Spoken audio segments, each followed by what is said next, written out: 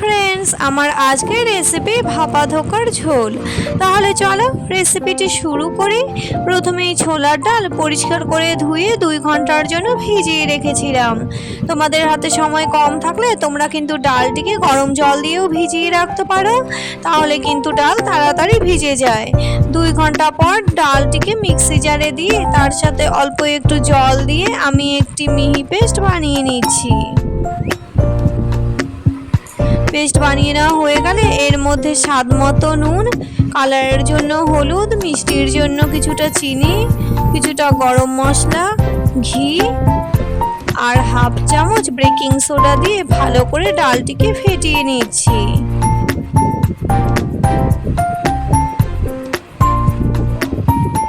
তারপরে একটি থালাতে অল্প একটু সাদা তেল ব্রাশ করে নিয়ে ডালের পেস্টটিকে দিয়ে একটি স্প্যাচুলার সাহায্যে ওপরটাতে সমান করে দিয়ে একটু ট্যাপ করে নিচ্ছি।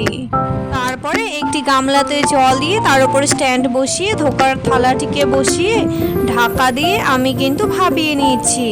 ধোকা শক্ত হয়ে গেলে ধোকাটিকে নামিয়ে একটি ছুরির সাহায্যে ধোকাটিকে চৌকো চৌকো করে পিস করে নিচ্ছি। তোমরা তোমাদের পছন্দ মতো শেপ দিয়ে নিতে পারো।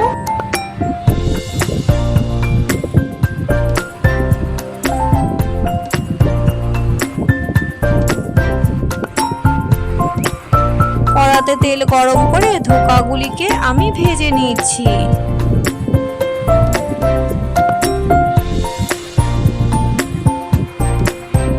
ধোকা ভাজা হয়ে গেলে ধোকাগুলিকে তুলে নিয়েছি। একইভাবে সেকেন্ড ব্যাচের ধোকাও আমি ভেজে নিয়েছি। আর এখানে আলু কেটে নিয়েছি আর একটি প্লেটে নিয়েছি 1 চামচ জিরে গুঁড়ো, 1 চামচ ধনে গুঁড়ো, কালারের জন্য কাশ্মীরি লঙ্কা গুঁড়ো, হলুদ, স্বাদ মতো নুন, ঝালের জন্য লঙ্কা গুঁড়ো, কিছুটা আদা আর চিনি। কড়াতে তেল গরম করে ফোড়নে দিলাম গোটা গরম মশলা, শুকনো লঙ্কা, তেজপাতা আর গোটা জিরে।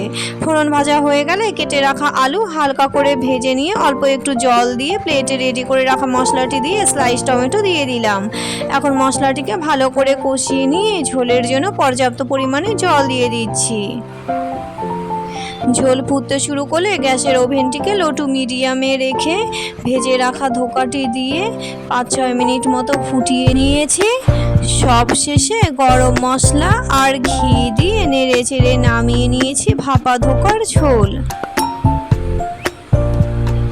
তাহলে বন্ধুরা, আমার আজকের এই রেসিপি তোমাদের কেমন লাগলো অবশ্যই কমেন্ট করে জানিও। ভালো লাগলে এই ভিডিওতে লাইক করে দিও আর রিলেটিভদের সাথে শেয়ার করতে কিন্তু ভুলে যেও না। আজকের মতো এই পর্যন্তই, আবারও আসছি নতুন কোনো রেসিপি নিয়ে। ততক্ষণ পর্যন্ত সবাই সুস্থ থেকো ও ভালো থেকো। টাটা।